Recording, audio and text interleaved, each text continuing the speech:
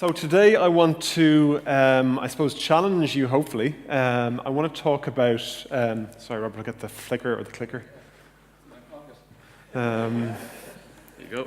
We'll just go back a little bit.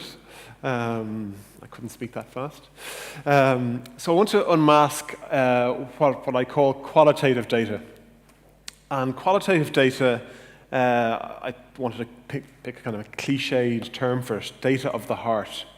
And I'm calling it data of the heart today because when we talk about human behavior, we've got one of the most complex data sets or data models. That is why people do things, what they do, how they do things. So we can see here from this example, people reading the newspaper in the train in the US in the 1950s. But when we think about the why they're doing that, we can see the same kinds of behavior now with people on trains, albeit through mobile devices. And the key thing about this is that oftentimes technology might not change behavior. In fact, behavior might transcend time and technology. But I still haven't defined what qualitative means for you guys. For us, it means primarily talking to humans.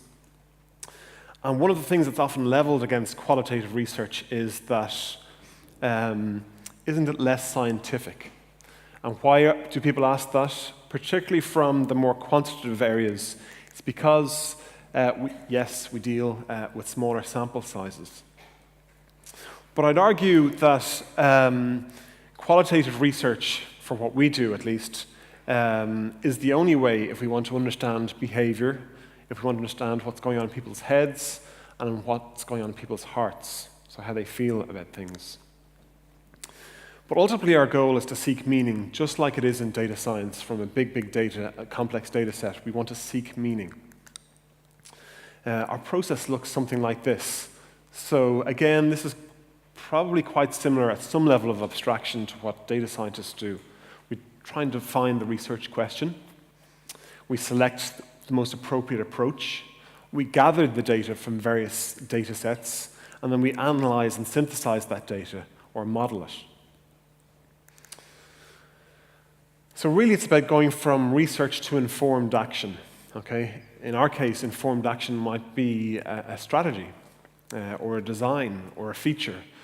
So let's try and make that a little bit more concrete. So I'm assuming in a room full of many data scientists, you know who Jon Snow is. Can I get a show of hands? And we're not talking about Game of Thrones, Robert. Can I get a show of hands for people who think they know who Jon Snow is and what he's done around data visualization in particular? So he's not the Game of Thrones guy. He's not the guy from Channel 4 News. He's an obstetrician from the mid-19th century. And I want to use his example to make something a bit more concrete. He was an obstetrician. He believed that cholera was spread through the drinking water system in London. No one believed him. But then Soho in 1854 happened, when 616 people died. Okay? So they died, and he believed it was coming from the water system, that sewage was somehow getting into the drinking water system, in a place called Broad Street. Okay? Now, this is probably one of the best, or one of the earliest data visualizations. What you can see here is the number of deaths as kind of a bar chart over the areas. And it was pointing towards one particular location. But yet no one believed him, because this actual visualization wasn't the end of the story that we often use to show the benefits of data visualization. It's actually only the start of the story. What happened here was he was adamant that it was coming from this one pump on Broad Street, but there were a couple of pieces of data that didn't quite correlate with his theory, particularly people living outside the area. But how he actually managed to solve the problem was the interesting piece. So he started with the quantitative data overlaid on a grid, in this case a geographic grid, with the deaths on it, but very much a quantitative analysis. What he then did was the most interesting piece. He conducted a piece of qualitative research. What he did was interviewed people. So what he noticed from interviewing people was that brewers, in particular, weren't dying. From this one particular brewery, why weren't these people dying? Luckily, they weren't dead, so we could interview them. And what he found was that they had their own water source. So that by even using that piece of insight, he was able to determine, or at least rule out, other possible contaminants. So it wasn't going to be airborne, which was kind of the common belief at the time. So the answer was found in beer, which is probably the case for many of us in Ireland, at least. But the interesting thing was, this told him a bit more about why this was happening. So it's definitely water, but it's not their water. So what happened, but what it didn't actually tell him is how exactly it was happening. And how that was done was, again, through what we might call the scientific method, more questioning. In particular, there was a reverend by the name of Whitehead, very much like a Jackie Healy, or one of the Healy Rays anyway, who believed in this divine intervention, not in the weather in this case, but in the outbreak of cholera. So he set out to disprove John Snow, and what he did, he went around interviewing people himself, and he found from talking to a lady that a baby who contracted cholera from someplace else, her nappies or diapers were being washed in a well about 3 meters away from the water source from this pump. Then this led to an experiment. This was enough evidence now, based on the quantitative information, that all these deaths were happening in this area, to knowing that it was coming from this source. It led to an experiment whereby the local, or the officials, took the handle off the pump, and death stopped immediately. So it's a good story about how the quantitative and the qualitative worked hand in hand, including experimentation, to solve the problem. Now, that method worked then. That method is seen to work now. Pork mentioned jobs. There's a concept or a theme at the moment that's kind of surfaced, largely thanks to a local company called Intercom. But it's kind of started with Clayton Christensen. He's got a video about milkshakes. So if you look up milkshakes on Google with Clayton Christensen from the Harvard Business School, he'll tell you all about what milkshakes mean. But the point there was that quantitative data was telling a fast food company about milkshake sales, and they inferred something about behavior, that people only like milkshakes in the morning. Well, actually, that wasn't the case. Through qualitative research or interviewing people, they found out why people actually bought milkshakes in the morning. And it's to do with the length of the commute, but I don't want to give the game away from that bit of homework I've just given you. So I want to kind of bring it, I suppose, more concrete into how we do things at each another. A large part of our work is qualitative research, in addition to quantitative. And we want to go from meaning to meaningful. So what do I mean by that? Well, I think the best thing is probably to show some examples of the kinds of methods we use, or techniques we use in the larger method. So the first one is something called a card sort. Now, when I first started, we did this on index cards. There wasn't actually good software to do this. It's based on a quantitative method. And here's something I was working on recently, trying to figure out where the hell tea should live in an information architecture or a product hierarchy within a retail environment. So just a bit of audience participation. Where should tea live? Should it be in kitchen cupboard or drinks? So who's for kitchen cupboard? Okay. And who's for drinks? So I think half of you are precisely wrong. I just don't know which half. And that's the thing about humans, right? It's difficult, it's complex. There's these things called mental models. Okay? Here's the data, the visualization of the data. It's not quite coming across in terms of the flows, but here's actually a representation of what we just heard, that half of the people were precisely wrong. Half went down the kitchen cupboard route and back up into drinks. That's where it was.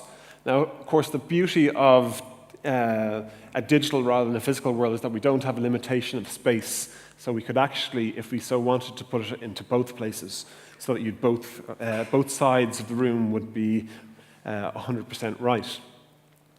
But it was the insight we got when we asked people why they chose the answer that they chose. And one of the most interesting ones was that tea isn't a drink until you put water in it. So just even that little nugget alone was enough to get us kind of to where we needed to go as to where we're going to put tea and other things as well when it came to a product hierarchy. The next one is a usability test. Again, the data, the quantitative data was saying one thing, and the qualitative data was saying another. Okay, so this bank believed that credit cards just wouldn't and couldn't sell well online. They're just too complex. There's too many hurdles to jump over. And we showed them, well, when you test this, when you actually put a human in front of this hypothesis, if you like, that credit cards don't sell well online, what's actually happening is, you're right, they won't sell well online if you do it this way. What we saw in the clip just there were strange JavaScript pop-up errors, which rely on something that we're not very good at, recollection, particularly in terms of short-term memory. So this guy had to remember 4 or 5 error messages, and even before that there was 10 or 11. Before going back to the form, fixing 1 or 2 of them, then going back again. We actually had to stop the test after 20 minutes. So the reason wasn't anything wrong with the product, whereas usage analytics was saying lots of people come in, but no one comes out. The problem was actually in the usability. So a very simple method to help us understand why credit cards weren't selling well online. I suppose the last and more concrete example of how we bring a lot of these things together is with another bank. The bank wanted to become the leading digital bank in Ireland. So what does that mean? That's a good question, but from the usage analytics or the web analytics, all we could see were that mobile had surpassed desktop in terms of the number of logins. So people were logging in 15, 20 times a week. And that was going up and up. But it also told us that they were doing nothing. So they weren't making a transaction, transferring money, or they were doing a lot of nothing. But in fact, of course, they weren't doing nothing. What were they actually doing? We could infer from this. Can anyone guess what they were doing? Checking the balance?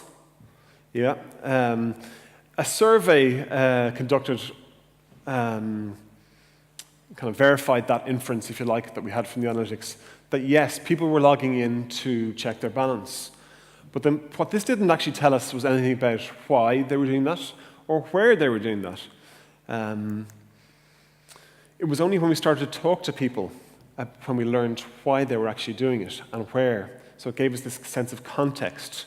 So the answer to this is the answer. The question that we started with was, tell me about the last time you used your mobile banking. And then why did you do that? And where were you when that happened? So very much a conversational kind of interview style. But the interesting thing about this was that where it was being used, a lot of the time was when you're in a shop, you're going to buy that expensive jacket or leather bag or even lunch, and you're doing a quick balance check for is there enough money in your current account? And if there's not, you'll transfer it from your savings account to your current account. Okay? The interesting thing was that logging in was a bit of a chore. Like there's 8 digits you had to remember, then a PAC or a PIN or whatever they call it. But the key point here, I think, is that without that contextual piece, all we had was data. Without that meaning, we couldn't convince anyone to say, well, actually, this feature that we're talking about, this is a really good idea. It'll differentiate you because it's something that people always seem to need. So it wasn't really a quick balance check. This is an early concept of it. It wasn't a quick balance check feature. It was actually an embarrassment saver feature because you don't want to get to a point of sale with people behind you and be told you've got a declined card.